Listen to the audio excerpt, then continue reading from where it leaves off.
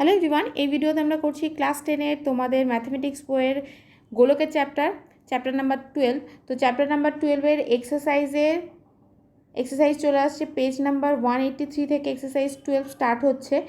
16 number অঙ্কগুলো আমরা করব, 2 নাম্বারের অঙ্ক হিসাবে এগুলো আসে এবং এগুলো ভেরি ভেরি ভেরি ইম্পর্ট্যান্ট। 16 নাম্বারের অঙ্কগুলো সবকটা দেখে নাও কীভাবে শর্টকাট ওয়েতে করবে। তো আমাদের ফার্স্ট অঙ্ক যেটা দেওয়া রয়েছে এখানে, সো আমাদের ফার্স্ট কোশ্চেন এখানে রয়েছে, একটি নিরেট অর্ধগোলকের আয়তন এবং সমগ্রতলের ক্ষেত্রফলের সাংখ্যমান সমান অর্ধগোলকটির ব্যাসার্ধের দৈর্ঘ্য কত তা লিখতে বলা আছে। তাহলে এখানে আমরা ফার্স্টে লিখব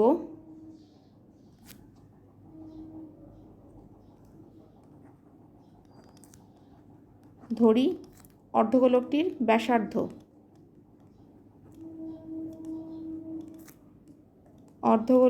ব্যাসার্ধ আর একক কেন লিখলাম, বিকজ এখানে সেন্টিমিটার মিটার কিছুই লেখা নেই, সেজন্য আমরা একক লিখলাম। অতএব অর্ধগোলকের সমগ্রতলের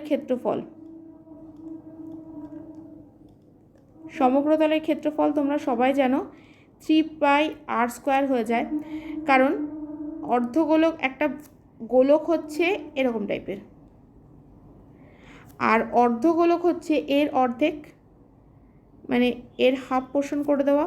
মানে ছবিটা কীরকম দেখতে হবে, ছবিটা আমাদের হয়ে যাবে এরকম টাইপের একটা অর্ধগোলক। এবার গোলকের আমরা কি জানি, 4πr², 4πr² হয়ে যাবে গোলকের।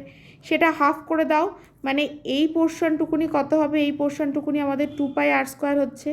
কিন্তু এই ওপরেও তো একটা রয়েছে, একটা ছোটোখাটো একটা বৃত্ত রয়েছে, একটা বাটির কথা কল্পনা করো। এখানে একটা ছোটোখাটো বৃত্ত রয়েছে যার ক্ষেত্রফল কত, πr²। তার মানে এখানে πr², এখানে 2πr², সব মিলিয়ে একসাথে আমাদের কত হয়ে যাবে, অর্ধগোলকের সমগ্রতলের ক্ষেত্রফল হয়ে যাবে 3πr²।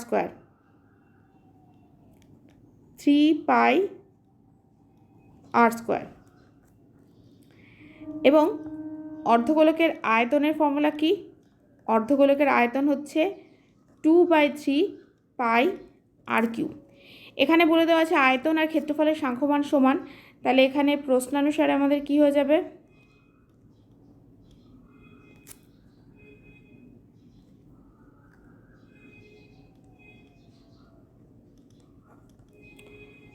(2/3 πr³ সমান 3πr²। এবার একটু এখানে ক্যালকুলেশনটা দেখো যাতে শর্টকাট ওয়েতে করা যায়। তো এখানে দু সাইডে পাই রয়েছে, তাহলে পাই ক্যান্সেল করে দিতেই পারো, এভাবে কাটবে না, বাট কোনটা বাদ যাচ্ছে সেটা বলছি। এখানে 2টো আর রয়েছে, এখানে 3টে আর রয়েছে, মানে এটা বাদ গিয়ে একটা আর পড়ে থাকবে। তাহলে আমাদের কি পড়ে থাকছে, এখানে একটা আর পড়ে থাকছে, এখানে 3 আছে, এই 3টে এর সাথে গিয়ে 3 × 3, আর এই 2টা কোথায় চলে আসবে, নিচে, মানে কত হয়ে যাবে 9/2। 9/2 মানে 9কে 2 দিয়ে ভাগ করে দাও, তাহলে কত হয়ে যাবে 4.5 একক। তাহলে এখানে অর্ধগোলকের ব্যাসার্ধের দৈর্ঘ্য হয়ে যাবে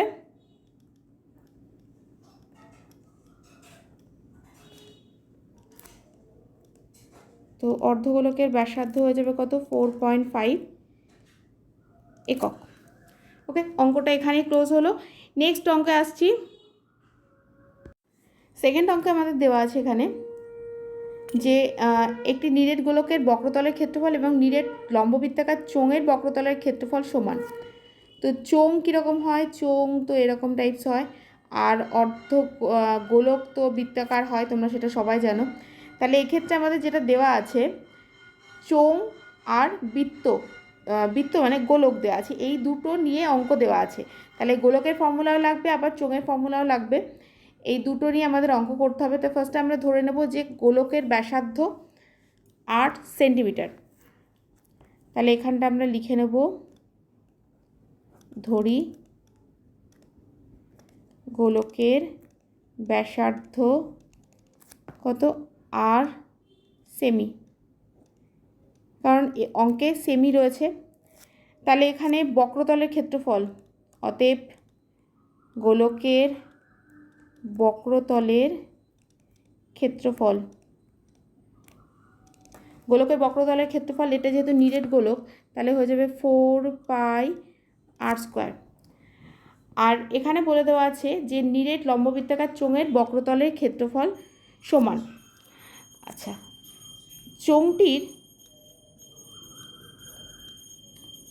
চোঙটির কী দেওয়া আছে, উচ্চতা এবং ব্যাস উভয়ই 12 সেন্টিমিটার। তাহলে চোঙটির ব্যাস 12 সেমি, অতএব যেহেতু এখানে একটা যেহেতু চিহ্ন দিয়ে দিই, যেহেতু চোঙটির ব্যাস 12 সেমি, সুতরাং ব্যাসার্ধ কত হয়ে যাবে, 12/2, তার মানে হচ্ছে 6 সেন্টিমিটার। আর চোঙের উচ্চতা আমাদের দেওয়া আছে কত, 12 সেন্টিমিটার। দেখো ব্যাস এখানে 12 আর উচ্চতা দেওয়া আছে, তাহলে ব্যাস থেকে আমি ব্যাসার্ধ বের করে নিলাম 6 আর উচ্চতা 12 সেন্টিমিটার। তাহলে অতএব চোঙটির বক্রতলের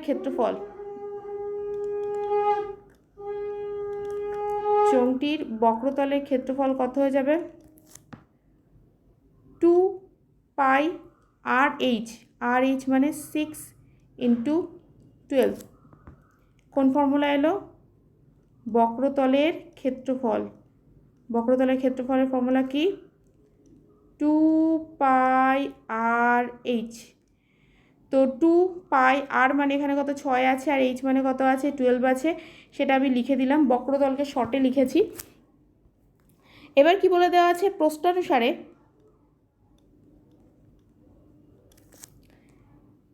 গোলকের বক্রতল আর চোঙের বক্রতলের সমান, তার মানে এই পার্টটা আর এই পার্টটা সমান। তাহলে প্রশ্নানুসারে আমাদের কী হয়ে যাবে, 4πR² সমান 2π × 6 × 12, और R² সমান 2π × 6 × 12 বাই কত হয়ে যাবে, 4π। পাই ক্যান্সেল, 2 দিয়ে কাটলে 2 দুগুণে 4, 2 দিয়ে কাটলে 6 দুগুণে 12। তাহলে এখান থেকে আমরা কি পেয়ে যাচ্ছি, তাহলে আমরা এখান থেকে পেয়ে যাচ্ছি অতএব R² সমান 6 আর 6 মানে 6 × 6, এটা তো পাচ্ছি। তাহলে এবার আমরা কি লিখতে পারি, অতএব R = কত, √6 × 6, তার মানে 6। অতএব গোলকের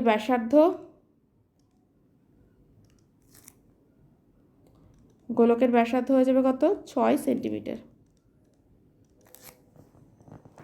নেক্সট অঙ্কে চলে আসছি। 3টা কি দেওয়া আছে, একটি নিরেট অর্ধগোলকের সমগ্রতলের ক্ষেত্রফল এবং একটি নিরেট গোলকের বক্রতলের ক্ষেত্রফল সমান। মানে এটা সমগ্রতল বলেছে, এটা বক্রতল বলেছে, দুটোরই সমগ্রতলের ক্ষেত্রফল বের করতে বলেছে। অর্ধগোলকের এবং গোলকের ব্যাসার্ধের দৈর্ঘ্যের অনুপাত কত নির্ণয় করি। তাহলে ফার্স্টে আমরা এই অঙ্কটাকে এইভাবে করি, যে ধরি গোলকের ব্যাসার্ধ, যেহেতু গোলকটা বড় তাহলে আমরা গোলকের ব্যাসার্ধকে আমরা বড় হাতের, আচ্ছা এখানে ফার্স্টে আমাদের অর্ধগোলক বলেছে, তাহলে একটা কাজ করি, আমি এখানে অর্ধগোলক লিখে নিই। ধরি অর্ধগোলকের ব্যাসার্ধ R,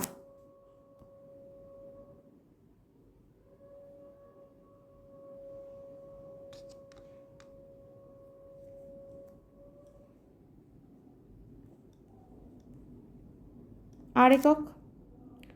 অতএব অর্ধগোলকের সমগ্রতলের ক্ষেত্রফল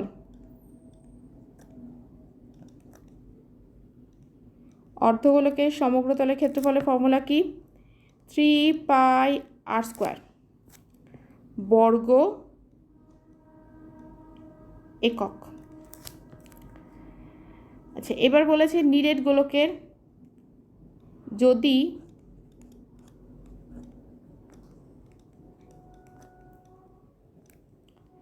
নিরেট গোলকের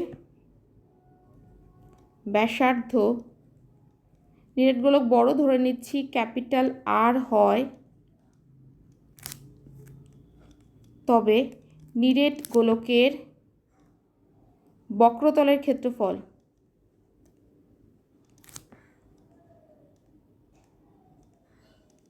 বক্রতলের ক্ষেত্রফল কী হয়ে যাবে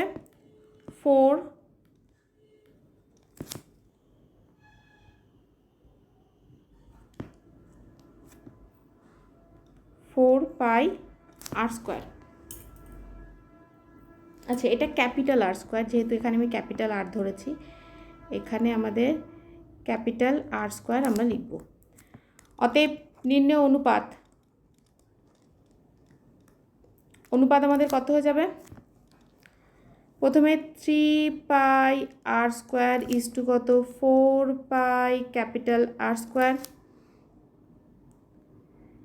এটাই থাকবে অনুপাত। এবার এখানে বলে দিয়েছে যে ব্যাসার্ধের অনুপাত কত, মানে এই দুটোর অনুপাত সমান বলে দেওয়া আছে, যে এই দুটো যদি হচ্ছে সমান হয়, তার মানে আমাদের নিম্ন অনুপাত বের করতে গেলে আমাদের এই দুটোকে আগে কী করতে হবে, সমান করতে হবে। তাহলে আমরা ফার্স্টে লিখব, কন্ডিশনটা কাজে লাগায় আগে। অতএব বা প্রশ্নানুসারে 3 পাই আর স্কোয়ার সমান 4 পাই ক্যাপিটাল আর স্কোয়ার। তাহলে দু সাইডে এই যে পাই কেটে যাবে, তাহলে ছোটো হাতের আর স্কোয়ার বাই বড় হাতের আর স্কোয়ার, অনুপাতটা এইভাবে বের করবো। ছোটো হাতের আর স্কোয়ার বড় হাতের আর স্কোয়ার নিয়ে এলাম, এখানে রয়েছে 4 পাই, এখানে রয়েছে 3 পাই, এটা 4 পাই 3 পাইটাকে নিচে নিয়ে আসলাম, পাই ক্যান্সেল হলো। এবার আমি দু সাইডেই কী করে দিচ্ছি, রুট করে দিচ্ছি, দু সাইডেই এরকমভাবে রুট করে দেবে। পাশে লিখতে পারো বর্গ করে, বাট যেহেতু বর্গমূল করে 2 নম্বরের না লিখলেও চলে। তাহলে বর্গমূল করে দিলে আমাদের কত হয়ে যাবে আর by small R by capital R, এটা √4 মানে 2 বেরোবে, এটা √3 বেরোবে। তাহলে অতএব নির্ণয় অনুপাত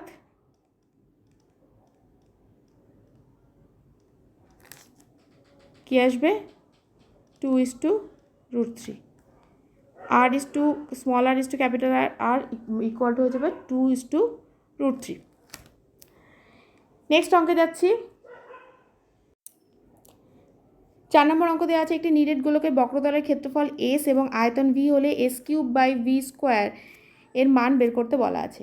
তাহলে ফার্স্ট আমরা লিখে নেব ধরি গোলকের ব্যাসার্ধ, কারণ ব্যাসার্ধ ছাড়া আমরা কোনোটাই বের করতে পারবো না। তাহলে ফার্স্টে আমরা লিখে নেব যে ধরি গোলকটির ব্যাসার্ধ আর একক,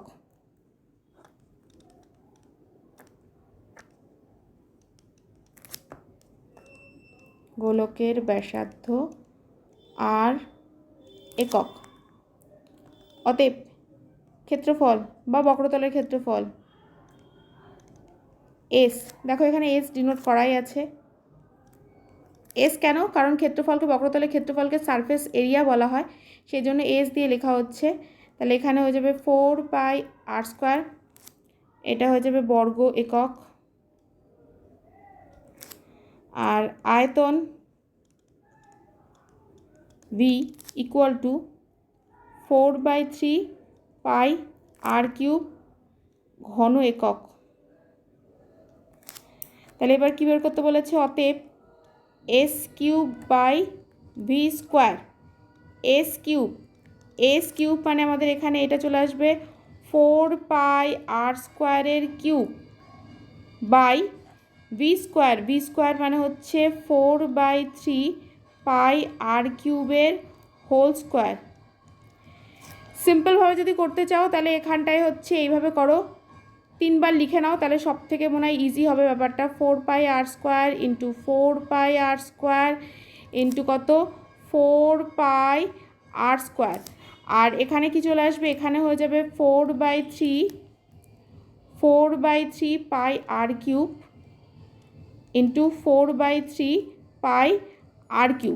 তাহলে এখান থেকে দেখো পাই দুটো পাই ক্যান্সেল হয়ে যাচ্ছে, এখানে দুটো আর এখানে দুটো আর এখানে দুটো আর, মানে টোটাল 6টা আর, এখানে দেখো 3টে আর এখানে 3টে, মানে এখানে 3টে আর, সবগুলো কটা আর রয়েছে 6টা, এখানেও দেখো 3টে 6টা হয়ে গেল, মানে আর ক্যান্সেল হয়ে যাচ্ছে।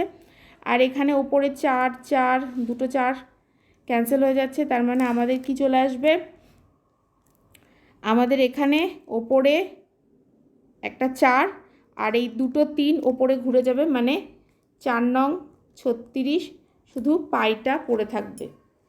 কি বললাম আরেকবার রিপিট করছি, এখানে দুটো, এখানে দুটো, এখানে দুটো, মানে টোটাল 6টা আর রয়েছে, আর নিচেও 6টা আর রয়েছে, ক্যান্সেল হয়ে গেল। দুটো পাই ক্যান্সেল হয়ে গেল, আর এখানে দুটো 4 রয়েছে ওপরে, দুটো 4 ক্যান্সেল হলো, আর এখানে দুটো 3, মানে যেটা পরে ওপরে উল্টে যাবে, 3 তিরিক্ষে 9 আর একটা 4-এর সাথে গুণ হয়ে গেলে 36 পাই হয়ে যাবে আমাদের অ্যান্সার। লাস্ট কোশ্চেনে আসছি। লাস্ট কোশ্চেন এখানে দেওয়া আছে, একটি গোলকের ব্যাসার্ধের দৈর্ঘ্য 50% বৃদ্ধি করলে বক্রতলের ক্ষেত্রফল শতকরা কত বৃদ্ধি পায় তাই হিসাব করে লিখি। তো ফার্স্টে গোলকের ব্যাসার্ধ আমরা ধরে নিচ্ছি আর। দেখো এখানে লেখা হচ্ছে, ধরি পূর্বে গোলকের ব্যাসার্ধ ছিল আর একক, বক্রতলের ক্ষেত্রফল কত 4πr²। 50% বৃদ্ধি হলে নতুন ব্যাসার্ধ, নতুন ব্যাসার্ধ কত হয়ে যাবে, তাহলে প্রথমে আর ছিল, 50% বৃদ্ধি হলে তো আরটা তো থাকবেই, তার সাথে আর এর 50%, মানে আর ইন্টু 50% অ্যাড হয়ে যাবে, মানে আরটা তো থাকবেই, আরও 50% অ্যাড হচ্ছে, তার মানে আর প্লাস 50%, মানে হচ্ছে 50/100। আর যেটা আমি শর্টে এখানে করে দেবো তোমাদের, ওই জন্য ডিটেলসটা রাফে করছি, প্লাস এখানে দেখো 50 দুগুণে 100, মানে r/2, মানে এখানে 2 লসাগু হয়ে যাবে, 2r প্লাস আর, 2r প্লাস আর, মানে 3r/2। বা এটাও মনে করতে পারো 1.5, মানে এক তো ছিলই, একটা আর ছিলই, তার সাথে আরও হাফ আর যুক্ত হয়েছে, 1/2 হাফ, তাহলে সেক্ষেত্রেও দেখো এটাও মনে করতে পারো, তাহলে হয়ে যাবে কত 2 একে 2 আর একে কত 2 এর সাথে এটা গুণ হলে 2 একে 2 আর একে কত 3 আর 3r/2 একক। তাহলে এটা একবারে আমরা লিখে দেবো, তোমরা যেভাবে খুশি লিখতে পারো। এই জায়গায় আসবে হচ্ছে 3r/2 একক। আচ্ছা এখানটা এটা হয়ে যাবে বর্গ একক। তাহলে অতএব নতুন বক্রতলের ক্ষেত্রফল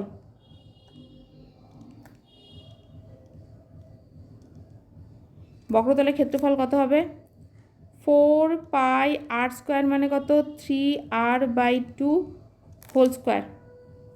তার মানে আমাদের চলে আসবে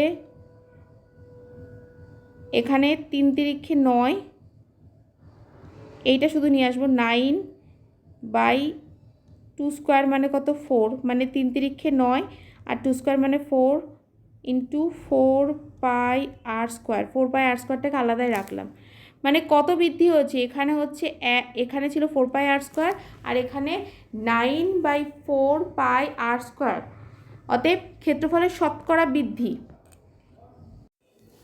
দেখে নাও কী করেছি এখানে আমি, এখানে ছিল কত নতুন যেটা হয়েছে সেটা আমাদের 9/4 হয়েছে, আর আগে কত ছিল শুধু 4πr², মানে এখানে মোটামুটি একটা 1 আছে মনে করা যেতে পারে, তাহলে 9/4 - 1, 4πr² বৃদ্ধি, কতটা বৃদ্ধি হয়েছে, বাই হচ্ছে 4πr², মানে বৃদ্ধি বাই হচ্ছে পূর্বের ব্যাসার্ধ ইন্টু কত 100, তাহলে এখান থেকে আমাদের 4πr² কেটে যাবে, 9/4 - 1, তার মানে এখান থেকে আমাদের 4 লসগু হয়ে যাবে, 9 - 4, 9 থেকে 4 বিয়োগ করলে আমাদের চলে আসবে 5/4, তাহলে এখানে 5/4 আর 4πr² তো ক্যান্সেল হয়ে গেছে আগে, ইন্টু 100, 4 দিয়ে 100কে কাটাকাটি করলে 25, তাহলে 5×5 = 125, এটা হয়ে যাবে আমাদের ফাইনাল অ্যান্সার। তো এর সাথে এই সব কটা অঙ্ক আমি করে দিয়েছি, কারোর যদি কোনো কোশ্চেন থাকে তাহলে কমেন্ট সেকশনে অবশ্যই জানাতে পারো। ভিডিওটা ভালো লাগলে লাইক করবে, অ্যান্ড ফ্রেন্ডসদের সাথে অবশ্যই শেয়ার করবে।